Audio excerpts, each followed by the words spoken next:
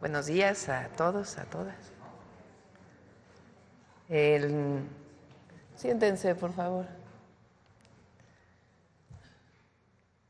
Voy a iniciar comentándoles que por lo que sale hoy en los medios y la declaración de ayer del presidente Trump, informarle al pueblo de México, a ustedes, que tenemos una mesa de diálogo con el gobierno de Estados Unidos, en donde hemos tratado distintos temas y se acuerda todos los días.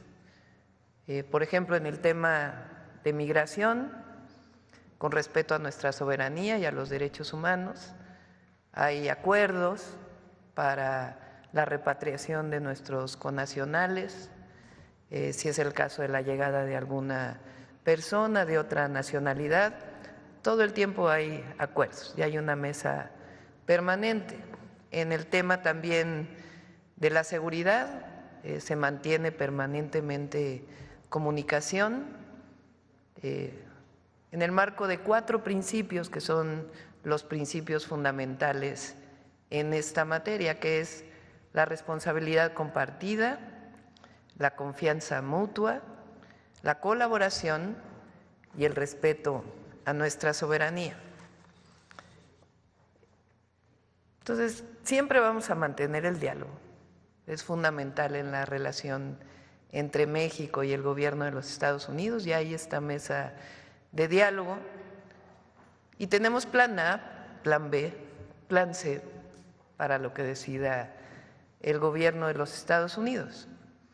Ahora, es muy importante que sepa el pueblo de México que siempre vamos a defender la dignidad de nuestro pueblo, que siempre vamos a defender el respeto a nuestra soberanía y un diálogo como iguales, como siempre lo hemos mencionado, sin subordinación.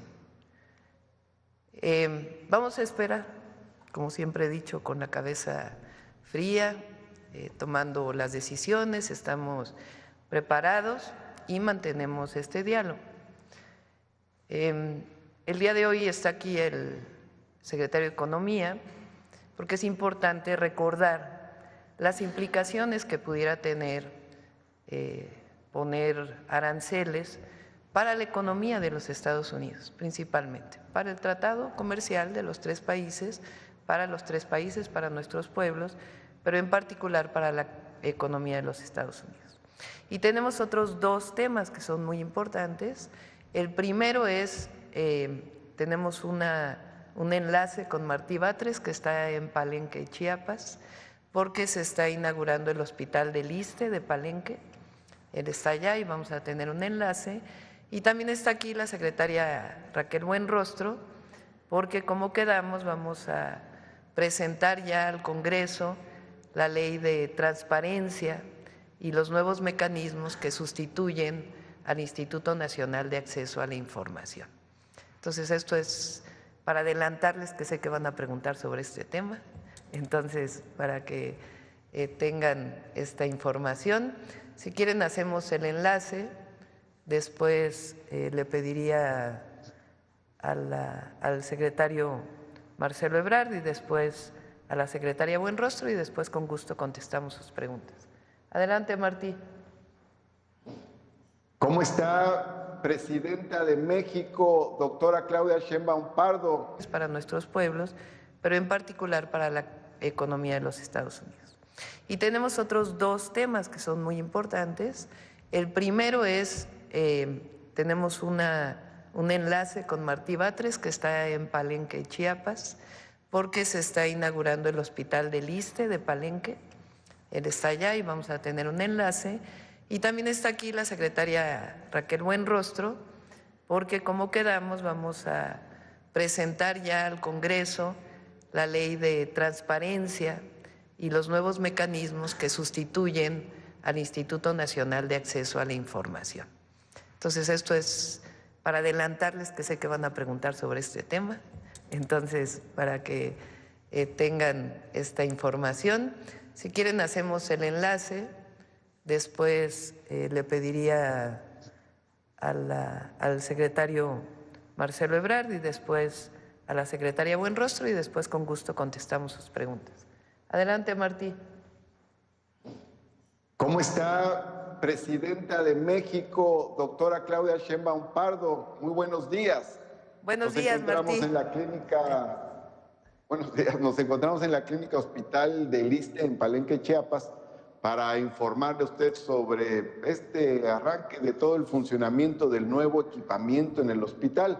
Estamos precisamente aquí en la sala de hemodinamia, que ya está funcionando toda nacionalizada, con sus insumos, con su equipamiento, y ya tuvo, por cierto, un primer cateterismo que resultó muy exitoso. Está la sala de partos, el quirófano, el área de cuidados intensivos y todo lo que se refiere a las autoclaves, que son estos aparatos donde se esteriliza todo el material que se utiliza en las operaciones. Hay un conjunto de aparatos de lo de imagenología. Está el tomógrafo, el ultrasonido, el mastógrafo, los rayos X, y también por otro lado están todas las áreas de atención externa, por ejemplo, medicina familiar, interna, pediatría, traumatología, ginecología, cardiología, psicología, odontología, otorrinolaringología, y quiero decirle que beneficia a varios municipios de Chiapas, como Palenque, también Yajalón, San Cristóbal de las Casas, Salto de Agua, Pichucalco, Reforma, Ocosingo, y a varios municipios de Tabasco que se encuentran cercanos, como Tenosique, Emiliano Zapata, Jonuta, Balancán. Aquí va a estar laborando un conjunto de elementos del personal, que son 334 trabajadores de la salud, entre médicos especialistas en diversas áreas, enfermeras, médicos familiares. Y también, por otro lado, el hospital cuenta con varios elementos como rampas de accesibilidad para personas con discapacidad o adultos mayores, el alumbrado exterior, el área de jardines, y también un conjunto de otros equipos que son necesarios, como los gases medicinales, camas, camillas, otros elementos que son indispensables para la atención general. La clínica da atención en primer nivel y en segundo nivel. Es una clínica hospital muy moderna, muy bien equipada, y va a dar apoyo en materia de salud para que los derechohabientes del ISSSTE aquí puedan pues abordar sus enfermedades y también pues mantenerse saludables. Radio en la frontera entre Chiapas y Tabasco. Aquí hay muchos municipios donde hay muchos trabajadores de bajos recursos, y eso va a ayudar a las familias de los trabajadores, a trabajadoras, trabajadores y sus familias. Esto va a ser muy importante, con un impacto muy positivo en la salud de la gente, en la salud de las familias. Nos da mucho gusto comentarles, por instrucciones de usted hemos estado aquí en la supervisión. Esta es una cuarta ocasión en que visitamos la clínica hospital para ver cada detalle del equipamiento, de los equipos y del funcionamiento interno de la clínica hospital. Con los nuevos aparatos de autoclaves pueden realizarse varias cirugías simultáneamente, porque se tiene la capacidad para estar esterilizando el material necesario para ello, porque hay otro quirófano, hay sala de partos, es decir, hay sala de cuidados intensivos, hay varias áreas importantes aquí en la clínica hospital para ello. Muchas gracias, Martí. Pues a todos los muy buenos días chiapanecos y también toda la región, Tabasco, Chiapas. Este hospital del ISSSTE, que inició con el presidente Andrés Manuel López Obrador, le dimos continuidad y hoy está abierto al público. Es una muy buena noticia para los habitantes de Chiapas y de Tabasco. Bueno, Marcelo, adelante.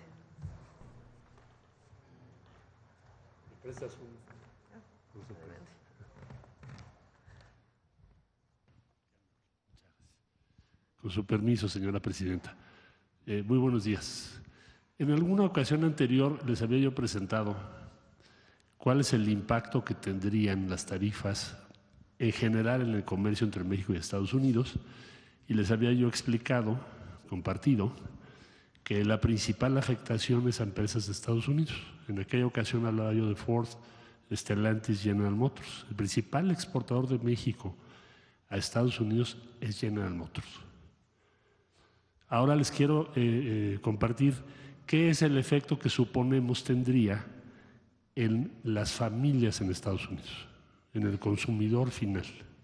Entonces, la siguiente, por favor. Entonces, si se llegara a imponer este arancel de 25%, hay que tomar en cuenta, además de lo que ya les dije, que México es el principal exportador de productos finales como autos, computadoras, televisores y refrigeradores. Tomé solamente algunos, son los principales, para no hacer una lista exhaustiva. Los consumidores estadounidenses se verían afectados, en primer lugar, porque los precios van a ser más altos, es decir, les van a subir el precio 25% de todos esos productos. Segundo, porque va a haber menor disponibilidad de productos, porque en la medida que tú le pones un impuesto de 25% a un producto, evidentemente en Estados Unidos. En aquella ocasión hablaba yo de Ford, Stellantis, General Motors. El principal exportador de México a Estados Unidos es General Motors. Ahora les quiero compartir qué es el efecto que suponemos tendría en las familias en Estados Unidos, en el consumidor final. Entonces, la siguiente, por favor. Entonces, si se llegara a imponer este arancel de 25%, hay que tomar en cuenta, además de lo que ya les dije, que México es el principal exportador de productos finales como autos, computadoras, televisores y refrigeradores. Tomé solamente algunos, son los principales, para no hacer una lista exhaustiva. Los consumidores estadounidenses se verían afectados, en primer lugar, porque los precios van a ser más altos, es decir, les van a subir el precio 25% de todos esos productos. Segundo, porque va a haber menor disponibilidad de productos, porque en la medida que tú le pones un impuesto de 25% a un producto, evidentemente la compra se contrae. Y finalmente, puede haber problemas en las cadenas de suministro, porque las tarifas tan altas tienen un impacto expansivo. O sea, no es solo en el corto plazo, sino que cada vez van creando un daño mayor. O sea, a veces se dan procesos de destrucción de valor en las economías. La que sigue, por favor. Bueno, entonces, nosotros somos el principal proveedor de automóviles y autopartes. Entonces, aquí van a afectar a 12 millones de familias norteamericanas que de un día a otro tienen que pagar 25% más. La que sigue, por favor. En el caso de las computadoras, son 40 millones. O sea, ¿quién compra lo que nosotros fabricamos y exportamos? 40 millones de familias estadounidenses. No sé si ustedes tenían ese dato, pero pues les van a subir el 25% de sus computadoras y todos los componentes. Sí, el impacto en valor son un poquito más de 7,000 millones de dólares para estas 40 millones de familias que tendrán que pagarlo allá en Estados Unidos. La que sigue, por favor. Somos el segundo exportador mundial de pantallas y, por supuesto, el principal para los Estados Unidos. Somos el número 1. Autos y camionetas en todos los concesionarios y refacciones de las principales empresas de la industria automotriz. Productos electrónicos y electrodomésticos en equipo médico, que también se hace aquí. Y este impacto se va a hacer mayor en estados fronterizos y ciudades con alto consumo de productos mexicanos, como ¿cuáles? Ciudades y estados: California, Texas, Florida y Arizona. Entonces, esto es lo que estimamos el impacto de un día al otro, para que tengamos una percepción de por qué es un error estratégico una tarifa de 25%. Conviene tenerlo claro. El principal impacto, millones de familias en Estados Unidos tendrán que pagar 25% más. Esto sería, señora presidenta. Gracias, Marcelo. Raquel. Con permiso, presidenta. Bueno, como lo comentó la presidenta, nuestra tarea ahorita es explicarles cómo vamos a hacer y vamos a asumir las responsabilidades del INAI. La siguiente, por favor. El INAI tiene básicamente dos tareas principales, que es el garantizar el derecho al acceso a la información y garantizar el derecho universal de los ciudadanos de la protección de datos personales. Estos dos derechos se mueven de manera contraria. Mientras acceso a la información se trata de la máxima publicidad de la información pública, protección de datos es proteger al ciudadano de sus datos personales, como son biomédicos, como son su INE, como son sus datos bancarios, etcétera. Estos dos derechos incluso están regulados por leyes distintas y en otros países los estándares internacionales es que lo tengan organismos diferentes.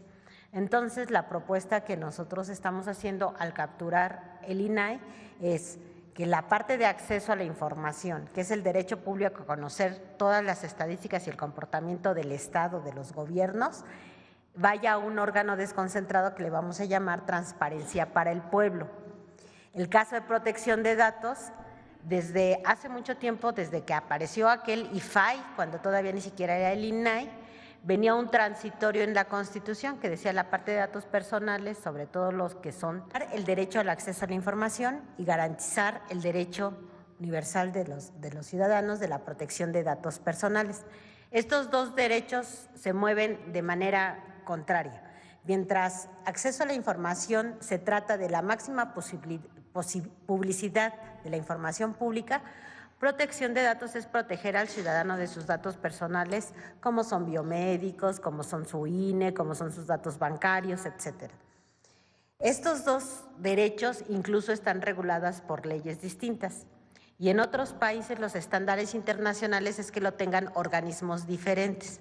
Entonces, la propuesta que nosotros estamos haciendo al capturar el INAI es que la parte de acceso a la información, que es el derecho público a conocer todas las estadísticas y el comportamiento del Estado, de los gobiernos, vaya a un órgano desconcentrado que le vamos a llamar Transparencia para el Pueblo. El caso de protección de datos, desde hace mucho tiempo, desde que apareció aquel IFAI, cuando todavía ni siquiera era el INAI, venía un transitorio en la Constitución que decía la parte de datos personales, sobre todo los que son particulares, van a corresponder al Ejecutivo. Dice, en tanto el Ejecutivo decida qué dependencia lo haga, lo hará el IFAI. La Constitución, la última reforma, también le da esa facultad de llevar la protección de datos directamente a la Secretaría Anticorrupción y Buen Gobierno, y entonces esa va a quedar dentro de la Secretaría. La siguiente, por favor. ¿Cuáles son los cambios que tuvo la Constitución, primero para saber qué vamos a modificar en la ley? Lo más importante que se mantiene, que es el derecho al acceso a la información pública, en el caso de acceso a la información. La publicación obligada de información, que esa también se mantiene, y los medios de defensa en caso de que la información solicitada no sea proporcionada para que pueda ejercer su derecho ciudadano. ¿Y qué es lo que cambia? Lo que cambia básicamente son las autoridades encargadas de garantizar que se tenga ese acceso a esa información.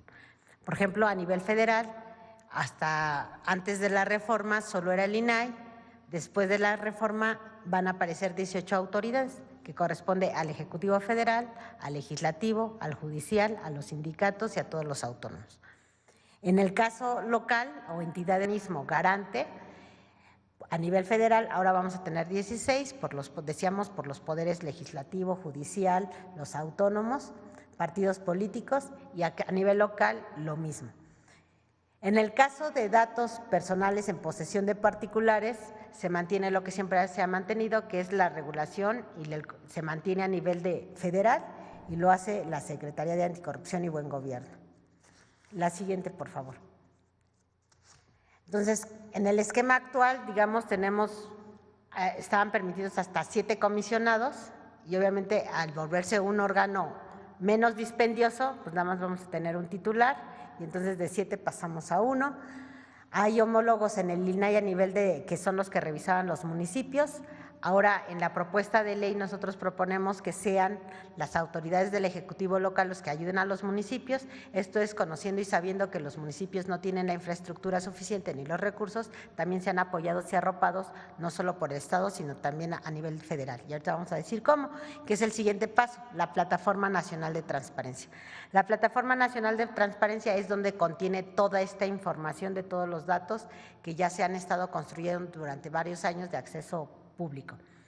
Esta plataforma no estaba regulada en ley. Para garantizar su prevalencia y que se mantenga y se preserve y que se cuiden todos los datos históricos y para garantizar que se va a mantener al menos la misma información, si no es que más, la plataforma va a estar regulada ahora en la ley. O sea, nosotros proponemos que la plataforma se regule en ley y eso se le da la garantía y la permanencia de la ley.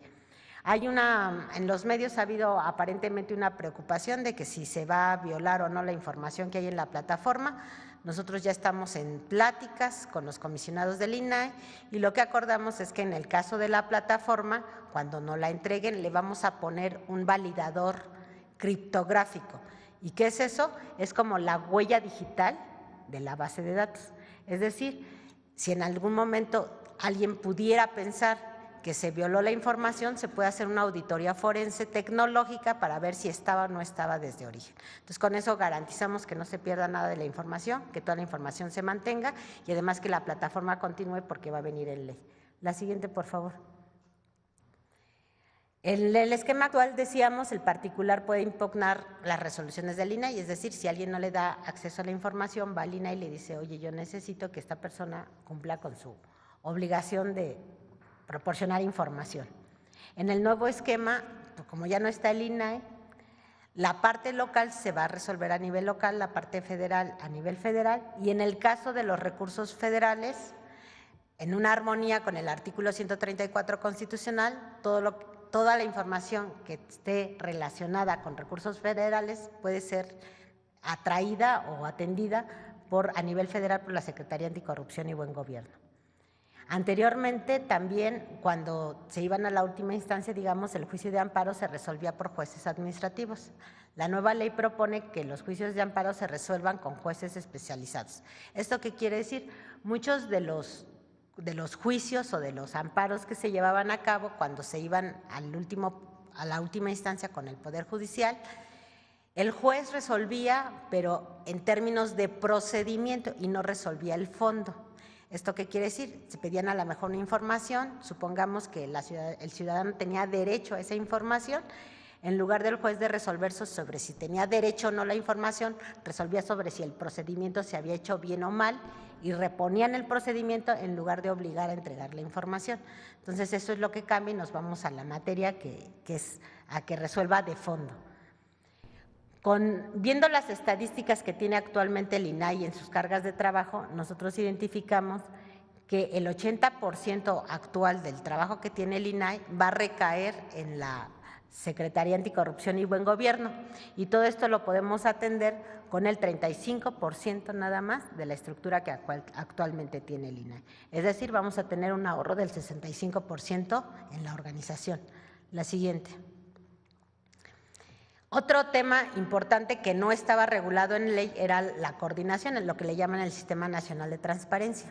Es como todos estos entes nos organizamos y nos coordinamos porque el derecho al acceso a la información es universal y todos tenemos que tener todos los mismos criterios. Y también sabemos que no estamos, digamos, creciendo a la misma velocidad todos los municipios, todos los estados y la federación. Entonces, con el ánimo derecho o no la información, resolvía sobre si el procedimiento se había hecho bien o mal y reponían el procedimiento en lugar de obligar a entregar la información. Entonces, eso es lo que cambia y nos vamos a la materia que es a que resuelva de fondo. Viendo las estadísticas que tiene actualmente el INAI en sus cargas de trabajo, nosotros identificamos que el 80% actual del trabajo que tiene el INAI va a recaer en la Secretaría Anticorrupción y Buen Gobierno, y todo esto lo podemos atender con el 35% nada más de la estructura que actualmente tiene el INAI. Es decir, vamos a tener un ahorro del 65% en la organización. La siguiente. Otro tema importante que no estaba regulado en ley era la coordinación, en lo que le llaman el Sistema Nacional de Transparencia. Es como todos estos entes nos organizamos y nos coordinamos, porque el derecho al acceso a la información es universal y todos tenemos que tener todos los mismos criterios. Y también sabemos que no estamos, digamos, creciendo a la misma velocidad todos los municipios, todos los estados y la federación. Entonces, con el ánimo de que también permee toda la política de manera generalizada a los municipios, a los estados y a nivel de gobierno federal, y que resulte menos costoso también para municipios y para estados y que se pueda garantizar la información, pues lo que nosotros estamos proponiendo es que en la ley también se incorpore cómo puede funcionar el Sistema Nacional de Transparencia para obligar a una coordinación y obligar a una coadyuvancia de la federación también hacia estados y municipios. Y actualmente, que está regulado en lineamientos internos del INAI, el Sistema Nacional tiene 36 integrantes y se está proponiendo mantener la coordinación. Como es un poco más amplio, van a ser ahora 40, pero además vamos a agregar los sistemas, porque también en las entidades federativas, pues en lugar de haber uno va a haber más. Entonces vamos a tener subsistemas por entidad federativa, donde cada subsistema va a estar presidido por el Ejecutivo local. Este Sistema Nacional de Transparencia lo que hará es establecer la política general en la materia para que sea acorde a todos los niveles y poderes de gobierno, y se va a coordinar con todas las autoridades que son las responsables de garantizar el acceso a la información. La siguiente, por favor. ¿Esto en qué se traduce? ¿En qué cambios legales se traduce? Bueno, como antes había una ley general para el INAI y una ley federal para el INAI. Para su consideración en el Senado de la República y después en la Cámara de Diputados. Esa es parte de la reforma constitucional, de la desaparición del INAI como tal en la Constitución, manteniendo y fortaleciendo la transparencia y la seguridad de los datos personales. Bueno, ahora sí vamos a las preguntas, si les parece.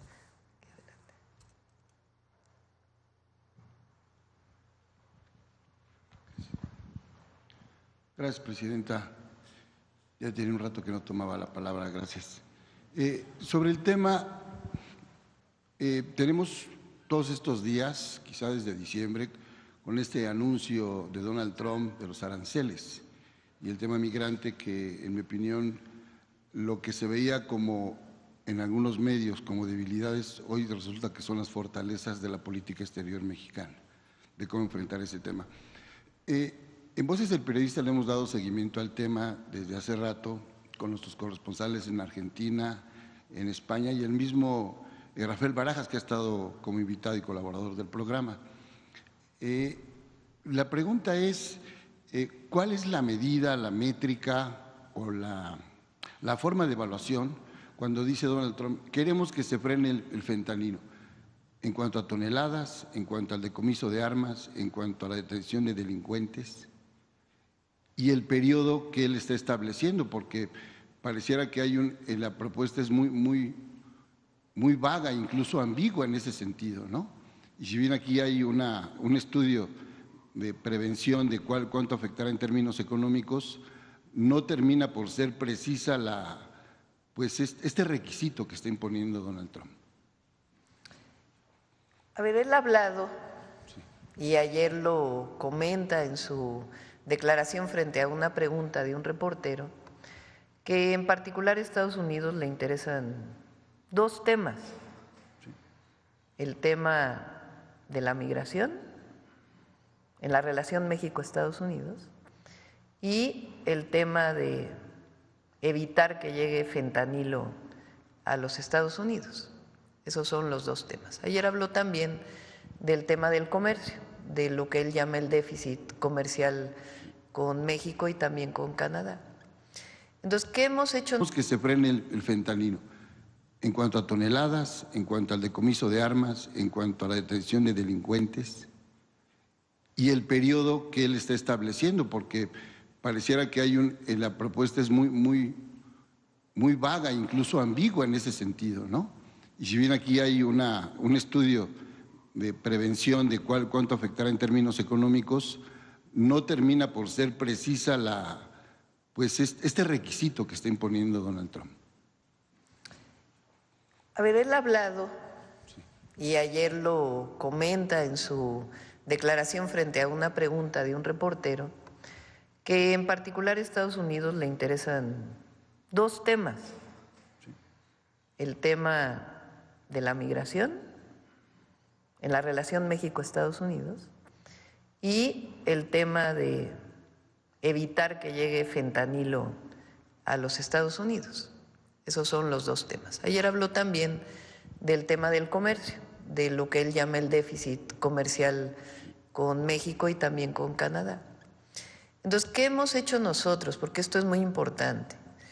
Desde el primer momento que llegó el presidente Donald Trump a la Casa Blanca, establecimos una comunicación. De hecho, había comunicación previa, pero ya la formalidad, evidentemente, pues a partir de que él llega a la Casa Blanca. Se da incluso una llamada, es la primera llamada que hace el secretario de Estado con el canciller de la Fuente. Y a partir de ahí se establece un diálogo, una comunicación permanente, principalmente para el tema de migración. Nosotros, siempre en la defensa de los derechos humanos, de nuestros connacionales en Estados Unidos y de la soberanía nacional, establecimos acuerdos de colaboración, que es muy importante. Y van avanzando de manera permanente. Ayer todavía hubo comunicación, hoy hay comunicación, hay una relación permanente de CBP con migración, en la que también participa Relaciones Exteriores, y no hay, digamos, nada que objetar en esa relación y en esa coordinación que hemos estado teniendo. Eso es en primer lugar, porque es importante desde nuestra perspectiva, y lo hemos manifestado así, pues no se puede ver como un déficit comercial. Primero porque muchas de las empresas que exportan de México a Estados Unidos son de capital estadounidense. Lo mencionó aquí el secretario de Economía, pues las principales exportadoras son las automotrices estadounidenses, entre otras también de microprocesadores, de semiconductores que exportan a los Estados Unidos, no solamente, pero es muy importante las empresas de capital estadounidense, pero además lo que hemos dicho permanentemente, y lo sabe el gobierno de Estados Unidos, es un gran tratado, el tratado comercial entre México, Estados Unidos y Canadá. Nos fortalece a Norteamérica como una potencia económica y nos permite competir con otras regiones del mundo. Entonces, en realidad no existe, no debemos vernos como competidores, sino como socios comerciales que nos complementamos y que además no hay mejor forma, incluso, como bien lo dice Marcelo Ebrard, para la economía de los Estados Unidos, que el tratado comercial que tenemos conjuntamente. Esto lo han manifestado también empresarios mexicanos, empresarios estadounidenses, que han sido muy activos en la defensa del Tratado Comercial México, Estados Unidos y Canadá. Hasta ahora lo único que está escrito, como lo he mencionado, en algún decreto del presidente Trump, pues es que el tratado comercial se mantiene. Entonces, ¿qué nos corresponde? Seguir dialogando con respeto a la dignidad de nuestro pueblo, a nuestra soberanía, con respeto a México, en un diálogo de iguales, siempre manteniendo este diálogo, y también pues prepararnos en la posibilidad de que pudiera llegar a haber estos aranceles. Y estamos preparados desde hace meses. Es algo que venimos trabajando conjuntamente en el gabinete económico, que hemos hablado con empresarios mexicanos. Entonces, pero ¿qué queremos nosotros? Que prevalezca el diálogo con respeto, y se ha mantenido. Entonces, por eso es importante que todos sepan que está este diálogo que se mantiene en los distintos temas, y que lo que buscan empresarios mexicanos, empresarios estadounidenses, que han sido muy activos en la defensa del Tratado Comercial México, Estados Unidos y Canadá. Hasta ahora lo único que está escrito, como lo he mencionado, en algún decreto del presidente Trump, pues es que el tratado comercial se mantiene.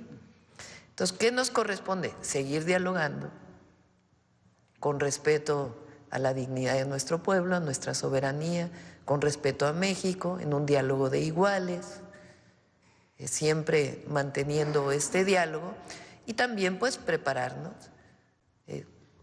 en la posibilidad de que pudiera llegar a haber estos aranceles. Y estamos preparados desde hace meses. Es algo que venimos trabajando conjuntamente en el gabinete económico, que hemos hablado con empresarios mexicanos. Entonces, pero ¿qué queremos nosotros? Que prevalezca el diálogo con respeto y se ha mantenido. Entonces, por eso es importante que todos sepan que está este diálogo que se mantiene en los distintos temas y que lo que buscamos es que continúe este diálogo. Nuestro calendario cívico refrenda de manera anual la celebración de nuestra Constitución política. Ahora que se va a hacer este refrendo, ¿usted haría un llamado en este marco, en esta nueva coyuntura política, sobre todo internacional, a la unidad de todos los sectores de la sociedad, los partidos políticos, aún aquellos que se dicen oposición sin tener una posición clara, que eso es muy importante, ¿no? Porque pareciera una guerra al interior. Hoy, en estos días, se requiere de esa conciencia horizontal y de ese diálogo, sí al exterior, pero también un diálogo interno, y que el interlocutor interior se sienta también representado. ¿Usted haría ese llamado, Presidenta? Es que hay unidad. Habrá algunos que no quieran ser parte de ese proceso. Los respetamos. Pero hay una unidad muy importante, primero del pueblo de México. El pueblo de México está unido y nosotros representamos a nuestro pueblo y su dignidad en todos lados del mundo. Y pues también hoy tenemos una nueva constitución en muchos temas, pero en efecto yo pienso que estamos en muy buena condición. Hay un gobierno cercano al pueblo, pero también con mucha comunicación con todos los sectores de la sociedad. Presidenta, me tocó estar al frente hoy y soy eco de la voz de mis compañeros. Preguntarle si va a realizar la conferencia en Querétaro hoy, cómo nos vamos a organizar. Sí, vamos a ir a Querétaro en la mañana. Sí, sí. Y en la mañanera va a ser en Querétaro. Ya están enterados. Bueno, todos. Presidenta, yo tenía un pendiente con usted que le lo traigo ahora. Traigo dos faros de luz culturales. Uno es recordar a doña Luz Jiménez, esta gran lingüista, y sobre todo es la mujer que más fue dibujada por los grandes muralistas. Incluso está aquí en Palacio Nacional. La retrató también Orozco, por ejemplo, con Cortés y la Malinche aquí en San Ildefonso. Diego Rivera, aquí mismo está en Palacio Nacional. Jean Charlot también, otro gran muralista, fotógrafos, ¿no? Entonces, acaba de ser su aniversario antier, el 60 aniversario luctuoso, y la familia pide, a lo mejor algo muy hacia las nubes, pero siempre es bueno expresarlo, que se pudiera declarar el Día de Luz Jiménez, el día de su aniversario, como un símbolo del recuerdo de estas mujeres que ancestralmente lucharon y estuvieron ahí como en el olvido. Ella incluso fue traductora para León Portilla y para Diego Rivera en la parte del náhuatl y todas las historias que se tiene. De hecho, ella es una cuentista y fue la primera mujer con un desnudo muy estético que quedó en los murales, y es de estas indígenas, así como la maestra Cetina, que se tuvo que sacar de los muros para regresar. Esta es una parte que le manda a la familia. Y el otro es el libro de Nelly Campobello, Obra Reunida. La familia me hizo el favor de que yo escribiera el prólogo en el 2003, y a ver si por ahí el maestro Paco Ignacio Taibo pudiera hacer la reedición que no se ha hecho, es del 2003. Y aquí hay una fotografía que yo le quiero regalar, que es de los hermanos Mayo, de Nelly Campobello. A ver, para que la conozcan acá nuestros colegas. ¿Sí? Entonces, la fotografía me habló y me dijo que quería estar en su archivo, Presidenta. Sí, si te parece, le voy a encargar a José Alfonso la tarea, que nos ayuda mucho en… Claro que sí. la recuperación de la memoria histórica. Aquí les entrego los Él libros. está participando también en este salón especial que les platiqué de Mujeres en la Historia que estamos haciendo aquí en Palacio Nacional. Entonces, si nos ayudas, José Alfonso. ¿Vale? Sí, por favor. Gracias. Gracias. Alma. Presidenta, ustedes cuentan con un fondo preventivo ante la posibilidad de aranceles y sobre todo ante el amago que hizo ayer Trump por lo del petróleo. Tenemos un plan que va más allá de un fondo y un análisis muy exhaustivo de las implicaciones que pudieran tener los aranceles. Entonces, si hay plan, por eso digo, estamos preparados para cualquier escenario. Evidentemente estamos haciendo todo lo que está en nuestras manos para evitar que se llegue a un escenario de este tipo y siempre se mantendrá el diálogo. Pero desde hace meses que anunció el presidente Trump, incluso antes de la elección que ya habíamos entrado al gobierno, porque lo había mencionado en su campaña, hay un equipo de trabajo preparando todo esto y también en coordinación con distintos sectores. Estaba viendo que planteaba Hacienda que tenían una especie de fondo o bolsa de contingencia ante la posibilidad de estos aranceles. ¿Eso entraría de inmediato? Son no sé cuántos millones. Bueno, todo eso siempre es una posibilidad, pero hasta ahora pues lo que hay es un plan y también una coordinación permanente, ¿no? Entonces, que sepa el pueblo de México que frente a una circunstancia que se pudiera dar, estamos preparados, tenemos un planteamiento y siempre la búsqueda del diálogo con el gobierno de Estados Unidos, porque como bien se menciona, estamos haciendo todo lo que está en nuestras manos para evitar que se llegue a un escenario de este tipo y siempre se mantendrá el diálogo. Pero desde hace meses que anunció el presidente Trump, incluso antes de la elección que ya habíamos entrado al gobierno, porque lo había mencionado en su campaña, hay un equipo de trabajo preparando todo esto y también en coordinación con distintos sectores.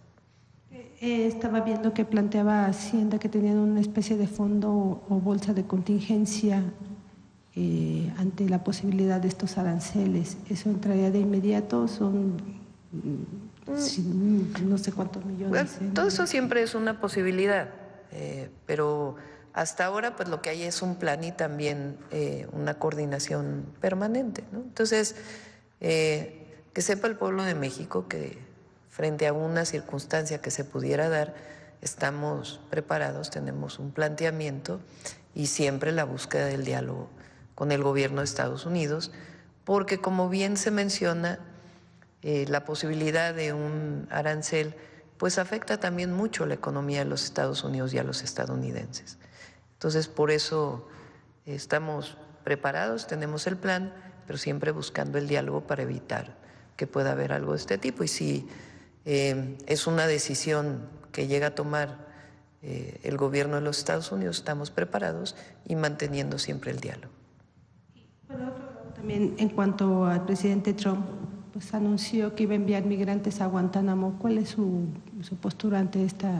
Pues obviamente no estamos de acuerdo con el trato a personas migrantes como criminales.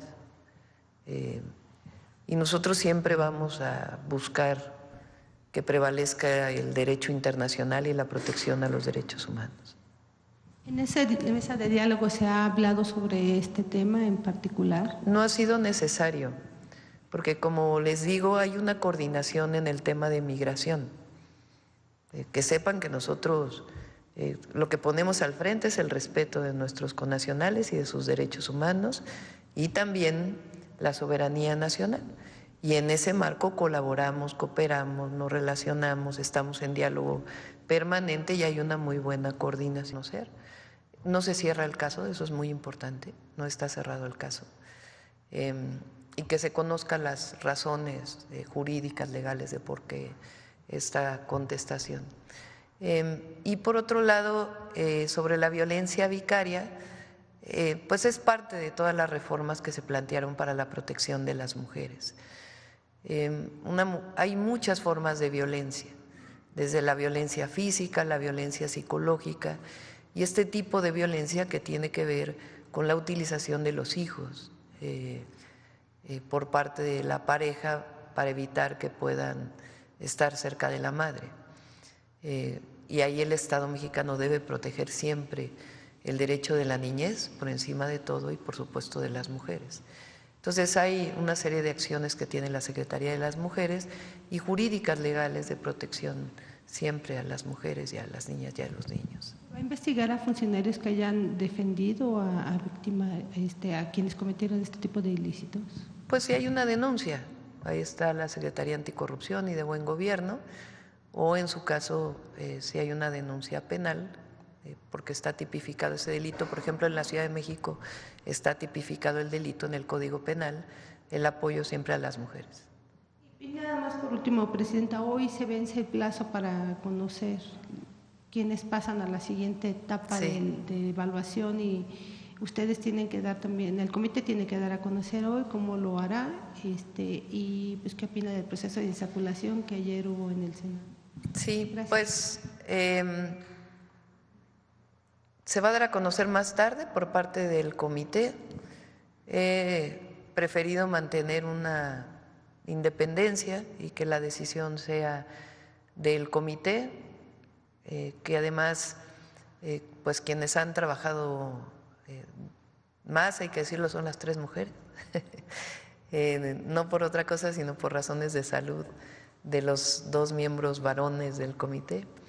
Pero han estado trabajando, ayer pregunté y ya tienen lista, ahora sí que tienen lista la lista de personas que van a participar en la elección. Bueno, pues el Senado hace su proceso, tanto el que le corresponde como el que ha tipificado el delito en el Código Penal, el apoyo siempre a las mujeres.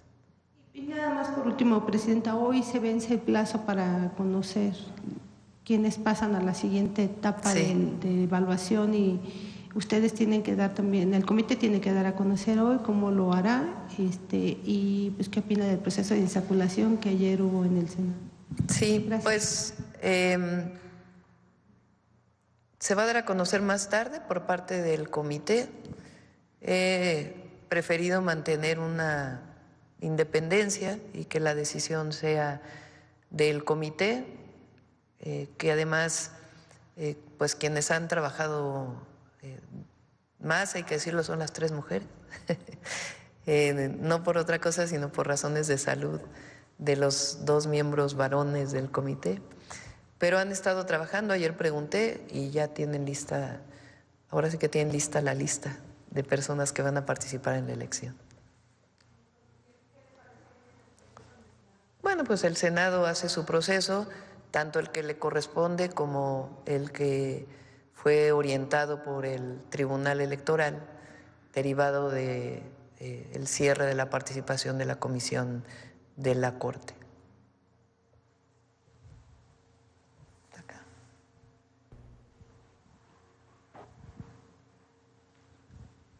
Buenos días, Presidenta. Hemos visto en las recientes denuncias de países como, por ejemplo, Honduras, Brasil, sobre el trato abusivo que reciben personas deportadas desde Estados Unidos, a pesar de la reciente cancelación de la Asamblea CELAC, ¿cómo se articularán? O sea, lo que quería preguntar es cómo se articularán estos esfuerzos desde los gobiernos de Latinoamérica para hacer frente a este escenario y al mismo tiempo mantener el diálogo con los Estados Unidos. Pues es que se mantiene en diálogo con todos los países. Nosotros tenemos una responsabilidad y todos los países, pero particularmente nosotros por ser vecinos y por los millones de mexicanos que viven en Estados Unidos y por ser socios comerciales, una responsabilidad muy importante en la relación con Estados Unidos. Pero también mantenemos esa relación con los países de América Latina, incluso con la afinidad de los gobiernos progresistas de América Latina, y esa comunicación y relación es permanente. La CELAC, como ustedes saben. Buenos días, Presidenta. Vianney Fernández, de Once Digital.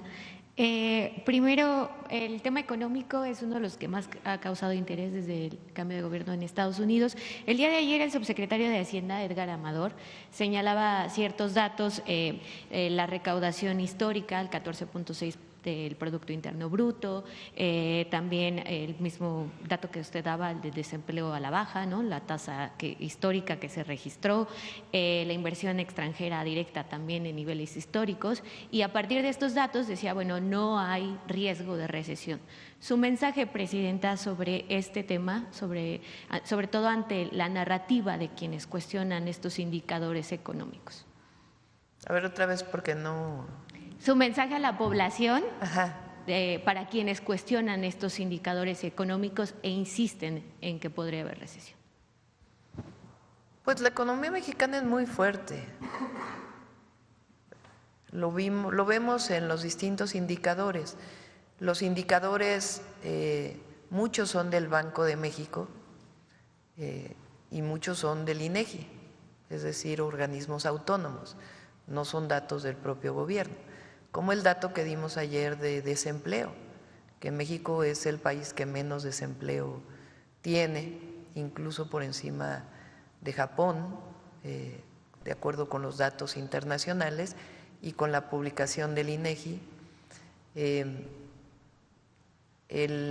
Las reservas del Banco de México son históricas, el dato de empleo formal es muy bueno, también el dato de empleo no formal en términos de la tendencia también es bueno, y el trabajo que se está haciendo permanente. No sé si quieras platicarle, Marcelo, de todos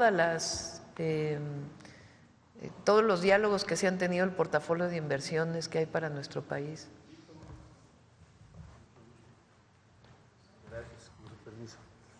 Sí, en efecto hemos venido trabajando desde hace ya varios meses para tener un instrumento, una herramienta que nos ha permitido organizar el respaldo y, digamos, el aceleramiento de inversiones y, por lo tanto, el empleo. Entonces, a esta fecha tenemos ya casi 2,000 proyectos. La suma que tenemos aproximada son 217,000 millones de dólares. Esto se ha venido formando con empresa por empresa. Es un poquito laborioso. Incluso hay empresas que a veces te dicen, ay, no te voy a dar todo porque todavía no lo anuncio, etcétera. Pero al final del día ya andamos en 217,000 millones de dólares. Esto te permite ubicar dónde está el proyecto, qué necesita para salir adelante y qué impacto va a tener desde el punto de vista social.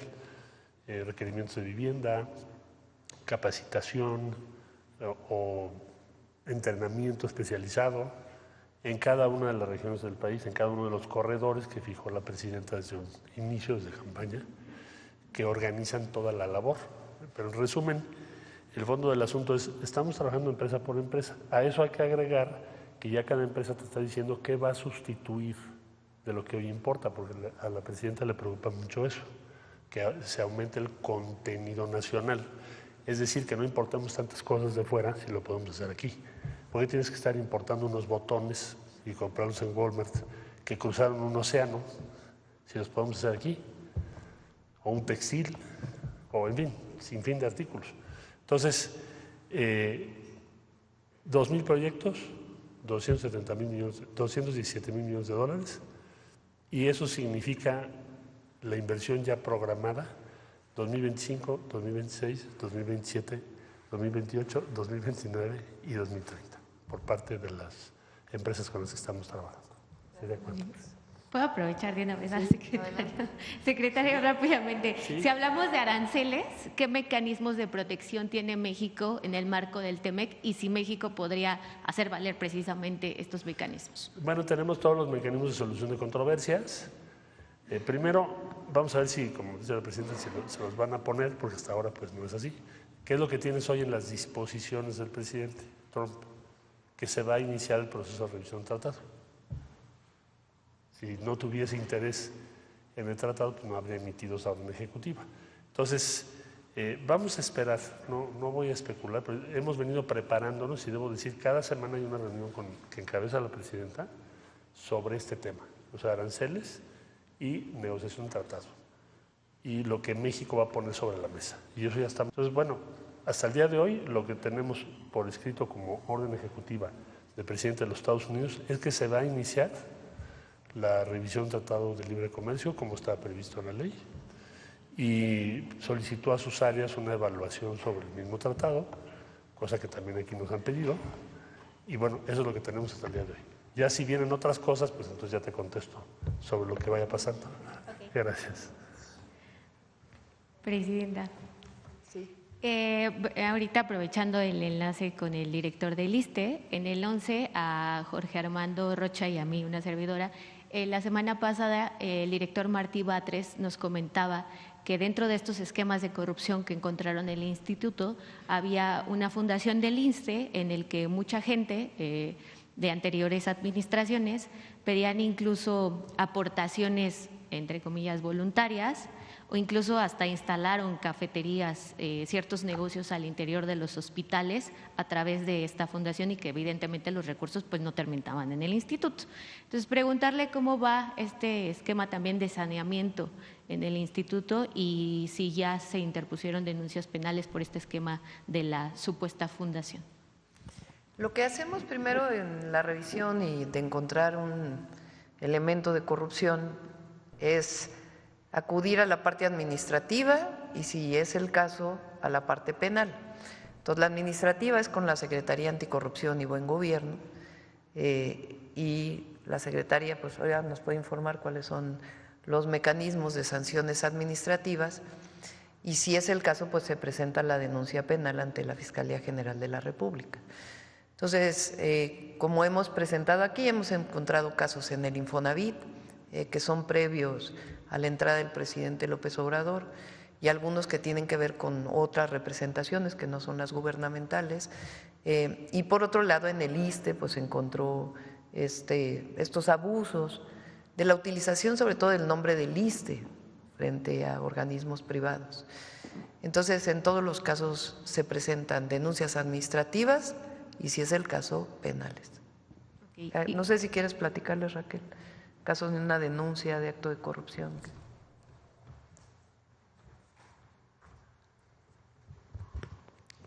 En el caso de las denuncias y, por ejemplo, en este caso de la fundación, lo primero que tenemos que identificar es si hay servidores públicos involucrados o no. Cuando hay servidores públicos involucrados, seguimos la Ley General de Responsabilidades Administrativas. En todos los casos, lo que procede es, se mete la denuncia, nosotros tenemos un sistema digital donde entran las denuncias y automáticamente se genera un folio, de ahí se ve si tiene indicios, digamos, se procede a una área de investigación, el área de investigación valora la denuncia, cuando involucra a servidores públicos se hace apoyo de los órganos internos de control para brevar información y de otras áreas de gobierno que nos proponen información para armar la denuncia, para tipificar el delito. Una vez tipificado el delito, se procede a lo que siga. Puede ser desde seguir con el trámite administrativo de responsabilidades y, en su caso, si hay alguna implicación de daño al erario o responsabilidad de recursos públicos, se procede por el camino de ir al Tribunal de Justicia Administrativo y en adelante. Y si hubiese una tipificación de delito penal, se procede también al área penal y se entra a la Fiscalía General de la República. En ambos casos, en el caso penal, ya sea tanto de servidores públicos o como sector privado, en ambos casos se procede a denunciar. Hay muchas veces que participan los particulares, que no necesariamente llegan denuncias de servidores públicos a la Secretaría Anticorrupción y Buen Gobierno, sino de particulares. Por ejemplo, empresas que pues hicieron trampas, decir así, en sus contratos, entonces también llegan ahí y proceden a la Fiscalía. Entonces, dependiendo del caso, en el caso de la Fundación están muchos ex servidores públicos de administraciones anteriores, no aplica la Ley General de Responsabilidades de manera directa, sobre todo hay que ver y analizar en qué año fueron servidores públicos para ver si algunos delitos ya prescribieron o no, pero lo que sí seguramente persiste y es lo que tenemos que hacer la investigación, es otro tipo de delitos como pues, el robo del nombre, usar el nombre sin autorización y además los beneficios que provocan o las confusiones que provocan al usar este tipo de denominaciones, ¿no? Entonces están en proceso. O sea, sí, ya están abiertas el proceso por este caso en específico de la Fundación. Desde que se encuentra el delito y se da aviso, se abren los expedientes para dar inicio a las investigaciones correspondientes. Ok. Por sector privado. En ambos casos se procede a denunciar. Hay muchas veces que participan los particulares, que no necesariamente llegan denuncias de servidores públicos a la Secretaría de Anticorrupción y Buen Gobierno, sino de particulares. Por ejemplo, empresas que pues, hicieron trampas, decir así, en sus contratos, entonces también llegan ahí y proceden a la Fiscalía. Entonces, dependiendo del caso, en el caso de la Fundación están muchos ex servidores públicos de administraciones anteriores. No aplica la Ley General de Responsabilidades de manera directa, sobre todo hay que ver y analizar en qué año fueron servidores públicos para ver si algunos delitos ya prescribieron o no, pero lo que sí seguramente persiste, y es lo que tenemos que hacer la investigación, es otro tipo de delitos como pues, el robo del nombre, usar el nombre sin autorización, y además los beneficios que provocan o las confusiones que provocan al usar este tipo de denominaciones, ¿no? Entonces están en proceso. O sea, sí, ya están abiertas el proceso por este caso en específico de la Fundación. Desde que se encuentra el delito y se da aviso, se abren los expedientes para dar inicio a las investigaciones correspondientes. Ok. Por último, Presidenta, igual respecto al proceso de insaculación que se llevó a cabo ayer en el Senado de la República, el presidente de la mesa directiva, Gerardo Fernández Noroña, el día de ayer denunciaba que le estuvieron mandando perfiles por parte de la Corte a última hora. Incluso llegaron 3 al 20 para las 12, justo cuando iban a iniciar el sorteo. Él decía, por una parte es dilatar el proceso y por otra pues nos llegan perfiles que el legislativo no puede verificar. ¿Cuál sería su opinión respecto pues a todas estas maniobras que hizo la Suprema Corte de Justicia de la Nación a últimas horas? Pues primero irregular, porque la Corte abre el proceso, como dice la Constitución, y después lo cierra frente a un amparo del propio Poder Judicial. Que por cierto, ayer me lo comentaron, ¿no? Es el mismo juez, a ver si me pasan la tarjetita, el mismo juez que presenta el amparo es el que resuelve, ¿no es así? Sí, una asociación, un juez a nombre de una asociación presenta el amparo y como juez lo resuelve. Entonces, en un proceso completamente irregular. Y la Corte, pues que es quien tiene la última palabra relacionada con los amparos y conoce formalmente pues de la constitucionalidad o no de esos amparos o de la procedencia o no de esos amparos, pues decide suspender el proceso. Decide suspender el proceso y entonces el Tribunal Electoral dice, pues envía todos los nombres que ya tengas al Senado para que pueda hacer una insaculación de acuerdo con la Constitución. Envía los nombres, en el caso de las mujeres casualmente, envía exactamente los nombres para que no haya insaculación. O sea, como, bueno, eran 3,000, y entonces cómo pasaron de 3,000 a el número que enviaron. Y luego después esto que comentó ayer el senador Fernández Noroña, de que no solamente les mandaron una cosa, sino de acuerdo con su dicho, después empezaron a enviar otros nombres. Entonces, totalmente irregular. Pero lo importante es que finalmente el proceso tiene su certidumbre jurídica y continúa. Y que van a aparecer en la boleta de elección, pues los nombres de la Comisión del Poder Judicial, ahora a través del proceso de insaculación del Senado, los nombres de que la Comisión del Legislativo seleccionó y los nombres que seleccionó la Comisión del Ejecutivo.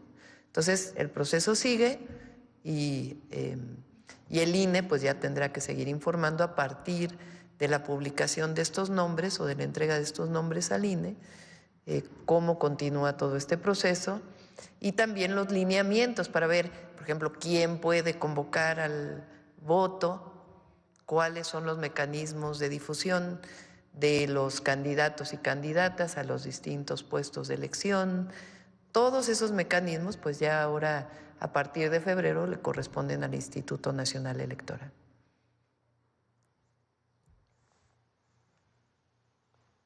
A ver si me dan el nombre del juez. Pásamelo ahí, en una tarjetita.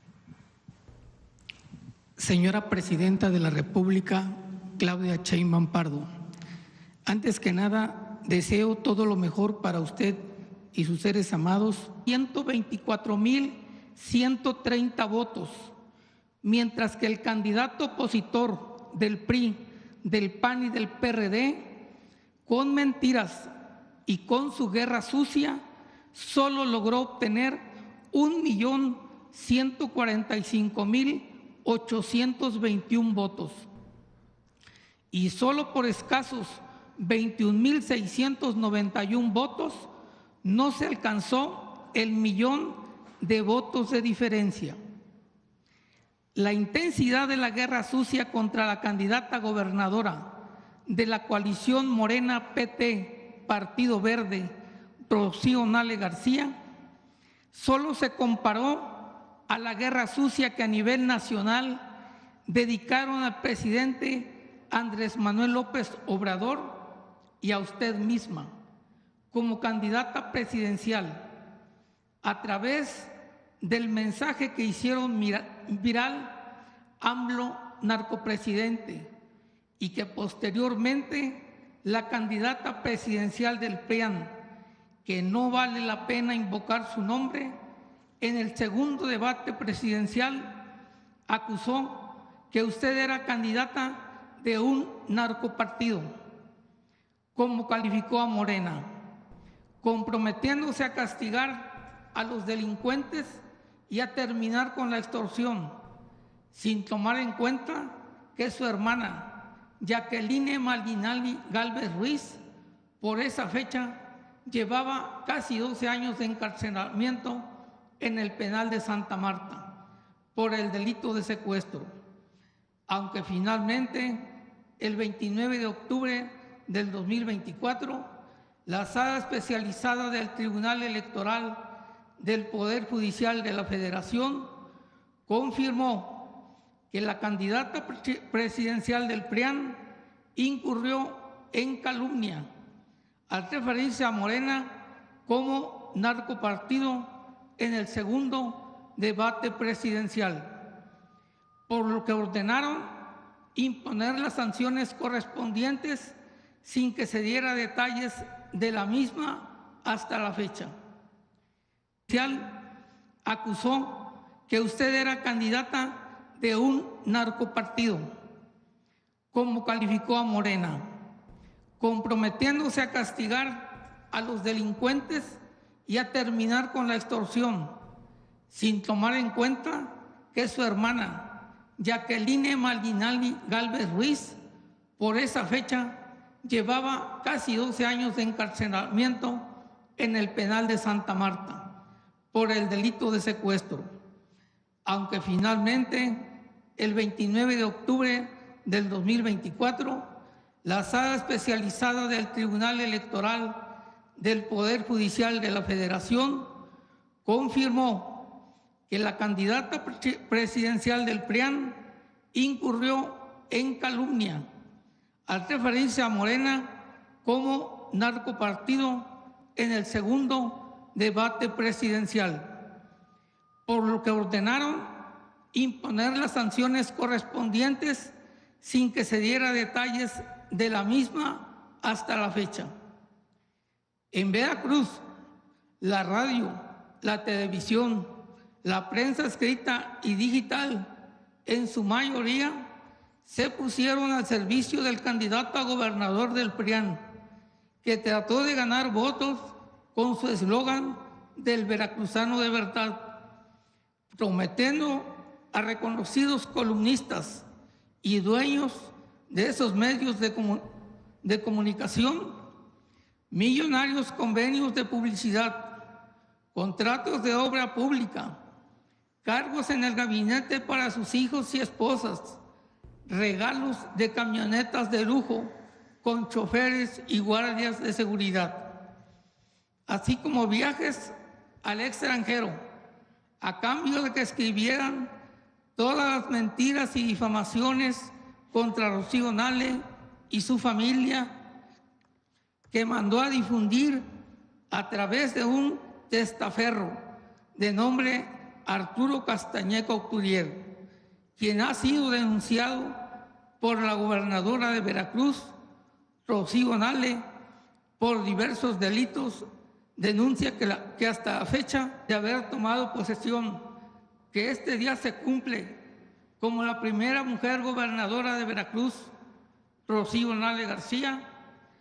Tengo información que el ex candidato a gobernador del PRIAN, molesto porque en mis columnas nunca puse su nombre ni su eslogan de campaña con el que intentó ganar votos, el de Veracruzano de Verdad, ha ordenado al grupo de matones a su servicio para que acaben con mi vida, con 3 objetivos.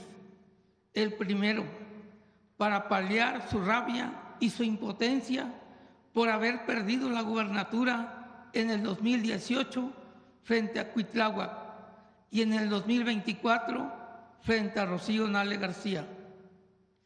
El segundo, para castigar al de La Voz por haberme atrevido a publicar su apodo, que en esta tribuna me voy a permitir no mencionar por respeto a su investidura presidencial en plena campaña electoral, y la lista de millonarias propiedades que adquirió en su tiempo de senador de la República del PRI, en el que ostentó el cargo de presidente de la Comisión de Presupuesto, inmuebles que inscribió en el registro público de la propiedad a nombre de su pareja sentimental, Brenda Ibarra, como 30 residencias suntuosas en Jalapa, Coatepec, Perote y Ciudad de México, destacando la millonaria mansión de Punta Tiburón del municipio de Alvarado, donde tiene su residencia marital, siendo el tercer objetivo de su siniestro plan criminal acusar con su grupo de columnistas y periodistas que tiene bajo su patrocinio hasta la fecha de ingobernabilidad y de imparable violencia contra los periodistas en Veracruz y en México, ocultando en todo momento que la orden de asesinar al de La Voz salió del mismo José Francisco Yunes Zorrilla. Porque como buen conservador, tal como los calificó el presidente Andrés Manuel López Obrador, aparte de hipócritas, corruptos y rateros, yo agregaría virtudes siniestras con las que lograron mantener los más de 39 años de gobiernos neoliberales en el país, con brutales asesinatos como el del ex candidato presidencial del PRI, Luis Donaldo Colosio Murrieta y Carlos Alberto Madrazo, y sonados encarcelamientos como el de Joaquín Hernández Galicia, entre otros, culpando de este crimen, en caso de materializarse, a la falta de capacidad y de gobernabilidad de nuestra mandataria estatal, Rocío Nale García, y a usted misma como presidenta de la República. Ante esta amenaza real que pesa sobre mi persona, lo único que pido de manera respetuosa a usted es que se investigue y se responsabilice de este hecho en caso de ocurrir este crimen al señor José Francisco Yunes Zorrilla, ex candidato a gobernador del PRI, del PAN y del PRD. Aclarando, mi señora presidenta, que no vengo a solicitar protección policíaca personal porque creo con firmeza que la seguridad ciudadana que brinda el Estado mexicano es y debe ser igual para todos en general, y que la muerte es parte de la vida misma, venga de donde venga y ocurra cuando tenga que ocurrir. Como periodista del pueblo, decidí tomar partido por los candidatos del pueblo postulados por la coalición Morena, PT y Partido Verde, consciente del riesgo que esta decisión implicaba. Si por esta decisión el ex candidato a gobernador del PRI, del PAN y del PRD en Veracruz decide cumplir con su siniestra amenaza en esta tribuna pública, como bien la ha bautizado usted la mañanera del pueblo, le respondo a este señor invocando una celebérrima cuarteta de asmironiana que reza: erguido bajo el golpe en la porfía victoria. Tengo fe en mí, la adversidad podría quitarme el triunfo, pero no la gloria.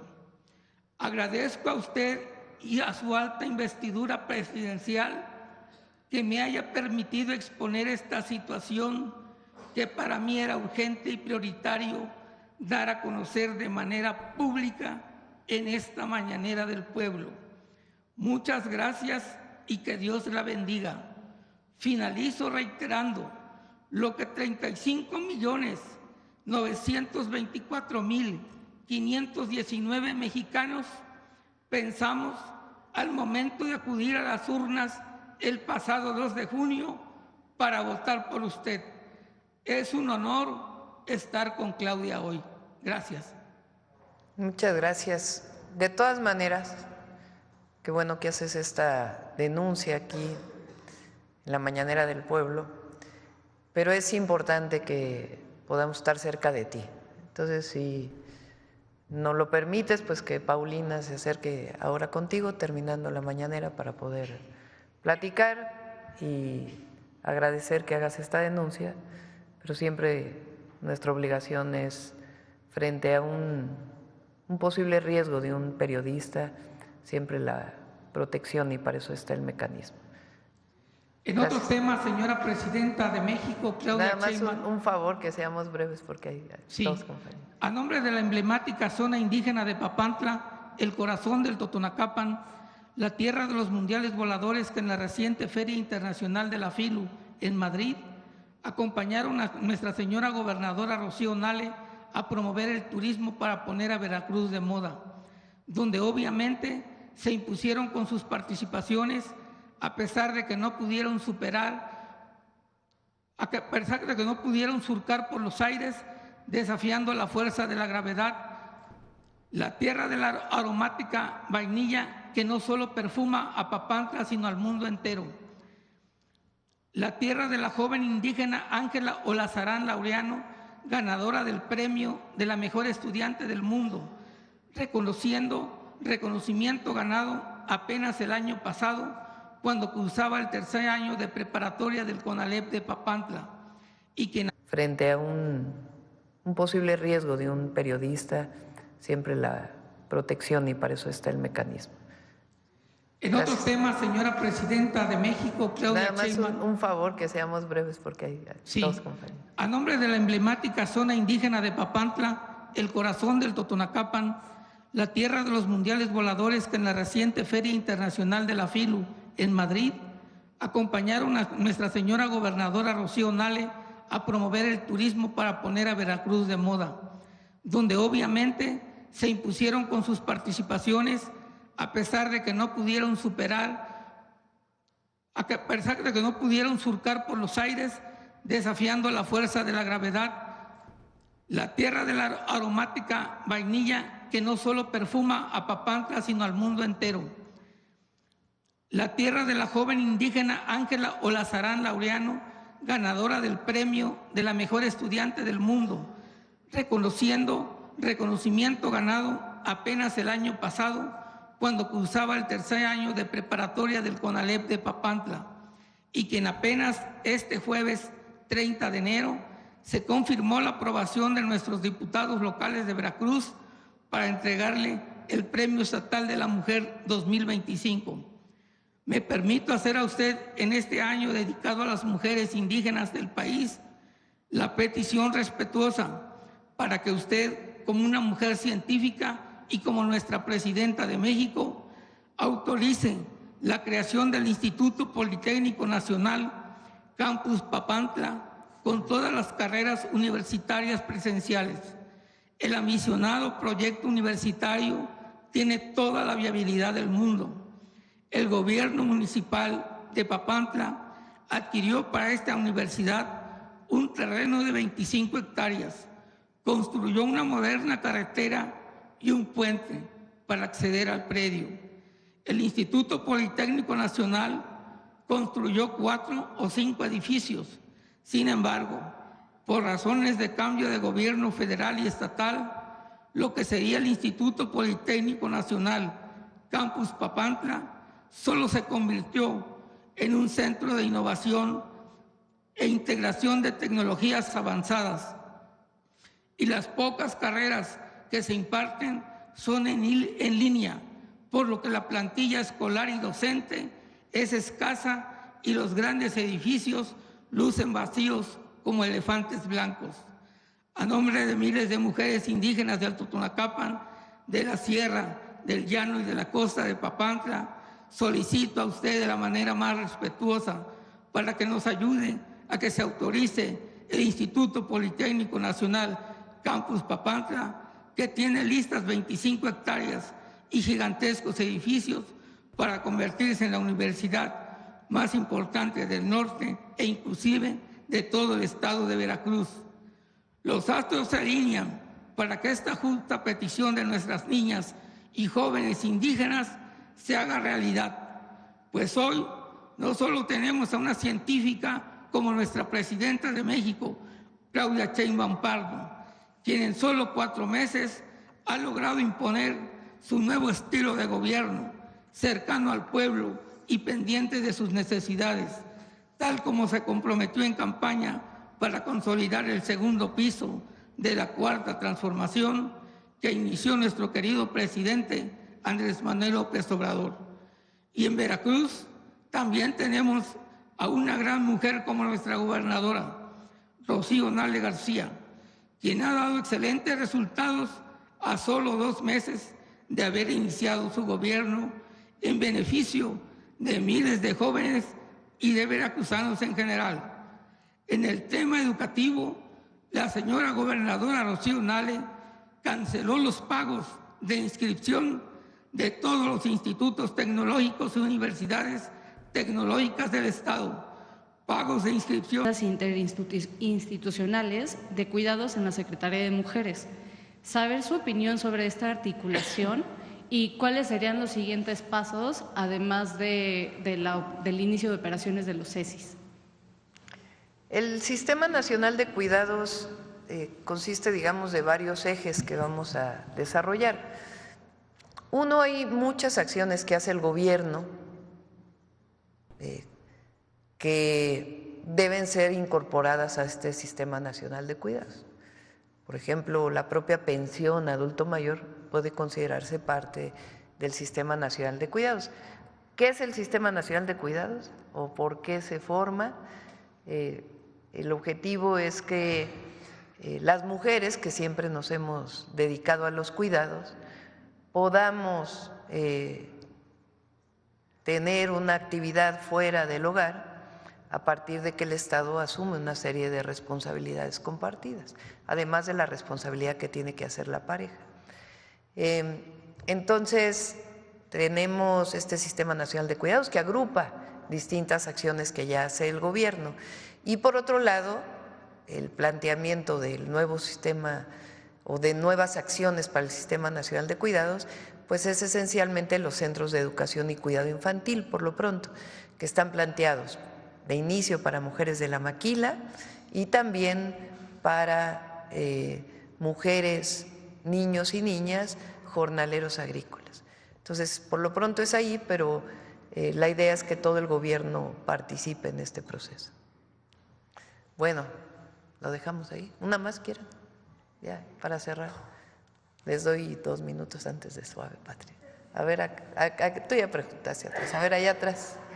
Ayer te tocó.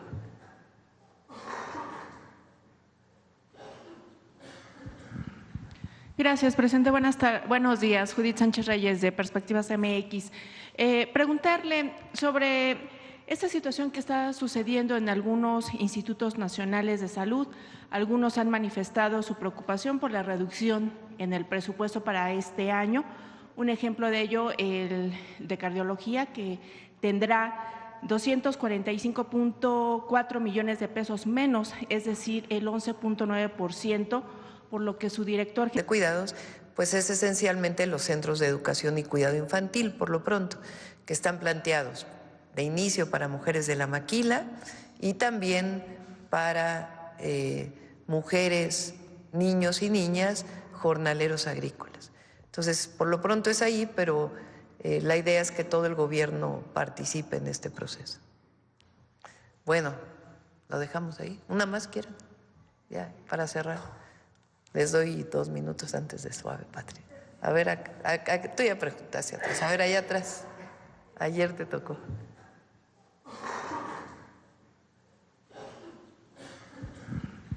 Gracias, presidente. Buenos días. Judith Sánchez Reyes, de Perspectivas MX. Preguntarle sobre esta situación que está sucediendo en algunos institutos nacionales de salud. Algunos han manifestado su preocupación por la reducción en el presupuesto para este año. Un ejemplo de ello, el de cardiología, que tendrá 245.4 millones de pesos menos, es decir, el 11.9%, por lo que su director general emitió una carta hace unos meses informando de que estaba viviendo una situación crítica este Instituto Nacional y que, bueno, pues eso iba a repercutir de alguna forma en tener los insumos para darle atención a los pacientes y desarrollar el propio trabajo de quienes laboran en él. Pero incluso esta misma situación se ha estado dando o se ha estado denunciando en algunos otros hospitales, como el Hospital Civil de Oaxaca. No sé si ahora en su gira de trabajo le comentaron algo al respecto, en donde incluso se ha dicho que por falta de presupuesto se han tenido que suspender cirugías. Como gobierno, preguntarle en ese sentido si se está dimensionando las consecuencias que conllevará este recorte presupuestal en el rubro de salud, para poder, pues obviamente, llevar a cabo la atención a los pacientes, la enseñanza e investigación médica en el país. No hay recorte en salud. De hecho, tiene más presupuesto. Lo que pasa es que vienen distintas partidas, porque ahora ya se concentra todo en IMSS Bienestar, en aquellos estados e instituciones que están incorporados al IMSS Bienestar. Y además, los medicamentos e insumos médicos, y para este periodo se hizo una compra complementaria para que pueda llegar todos los medicamentos e insumos, además de la coordinación que tenemos con las 23 entidades que están en IMSS Bienestar y las distintas instituciones, y pues el apoyo que se le da a los demás estados de la República. Presidente, ha habido diversas manifestaciones de personal de salud, enfermeros, doctores, que han denunciado justamente en algunos casos la suspensión de sus sueldos, en otros casos que no se cumplió esta promesa de contratarlos de manera formal, sobre todo después de haber participado en la pandemia, y una serie de situaciones, justamente la falta de insumos, incluso en algunos hospitales aquí en la Ciudad de México. En ese sentido, ¿qué información tiene usted? Ayer lo mencioné, ayer estuve hablando de este tema. El IMSS Bienestar se conforma de la federalización de los servicios de salud de 23 entidades de la República. ¿Cómo se hizo esta federalización? A partir de una serie de convenios en donde se establece qué médicos o qué personal de salud pasa al IMSS Bienestar. En esa primera etapa, todos estos médicos o personal de salud obtuvieron su base e incluso un incremento salarial. Ahora viene un segundo proceso de revisión de cuántos de los médicos o personal de salud que pertenecen a los estados, porque en los estados se quedan servicios de salud, pueden ser incorporados al IMSS Bienestar. Y se está en ese proceso y trabajando con todos los gobernadores para que haya recursos suficientes para poder pagar en tiempo y forma a todo el personal. Entonces, no hay ni recorte de presupuesto, ni abandono al personal de salud, sino sencillamente el fortalecimiento del IMSS Bienestar en este proceso continuo de su mejora. Y presidente, nada más para terminar con este tema, ¿se va a seguir contratando a médicos cubanos y de otras nacionalidades? Sí, ahí donde hacen falta médicos especialistas en nuestro país y haya la solidaridad de otros países para poder venir a apoyar los servicios de salud, se sigue con la contratación porque es lo que es salud de la población. Bien, presidenta. Y hay que recordar por qué, porque se ha planteado por parte pues, de adversarios de la oposición que se privilegia la contratación de un personal de salud cubano de otro país frente al personal de salud de México. Eso es falso. Es para aquellos lugares en donde no hay médicos especialistas o médicos familiares que quieran cubrir esa plaza por parte de personal de salud mexicano, o porque durante todo el periodo neoliberal dejaron de formarse médicos especialistas, en esta idea de que restringiendo el ingreso iba a haber mayor excelencia en la formación, y en realidad lo que hicieron pues fue dejar de formar médicos especialistas. Entonces, por eso es la necesidad de acudir a otras nacionalidades que nos ayudan y nos apoyan a la atención a la población. Me ha tocado en estas giras, desde que entré al gobierno, visitar muchos centros de salud y hospitales y ver a los médicos cubanos trabajar en los lugares más apartados, Mulegé, por ejemplo, con una convicción, un trabajo y una integración con todo el personal de salud muy importante para la población. Bien, presidenta, gracias. En otro tema, hace 2 semanas un juez federal del Altiplano ordenó a la Fiscalía General de la República investigar como terrorismo la masacre de la familia Levarón y Langford, ocurrida en noviembre de 2019, donde fueron acribillados 3 mujeres y 6 niños. Esta resolución ha sido calificada por los integrantes de estas 2 familias de histórica, pues refieren que les ha asistido la razón en estos 5 años al asegurar que la violencia que ejercen los grupos criminales es terrorismo al robarle la paz y la tranquilidad a los ciudadanos. En este sentido, preguntarle cuál es su postura de su gobierno ante esta decisión judicial. Sí, no coincidimos con el juez. Por supuesto que hay que trabajar permanentemente en contra de los grupos criminales, pero como bien lo ha explicado aquí el secretario de Seguridad, de la Defensa, la connotación de terrorismo es distinta. Entonces, si quieren, la próxima vez que venga el Gabinete de Seguridad y el propio fiscal, que pueda platicar sobre este tema, y son grupos criminales a los que combatimos permanentemente. ¿Usted cree que esa resolución es un acto de justicia para estas familias? Que lo contesten ya en particular por qué las características de esta denominación y las implicaciones que tiene. Pero la justicia a las familias se está haciendo, porque es independiente. Hay muchísimos detenidos respecto a este acto delictivo y la justicia integral a las familias. Y ya nada más finalmente presenta como duda, ¿por qué se decidió que el 2025 fuera el año de la mujer indígena? ¿Cuál, digamos, es la trascendencia en ese sentido? ¿Por qué no? No, la mujer indígena es una reivindicación, claro, del origen de México, y nunca se había reconocido a las mujeres indígenas como las estamos reconociendo ahora. La pregunta es ¿por qué extraña? No, simplemente que haya una si había alguna otra razón de año. Trasfondo.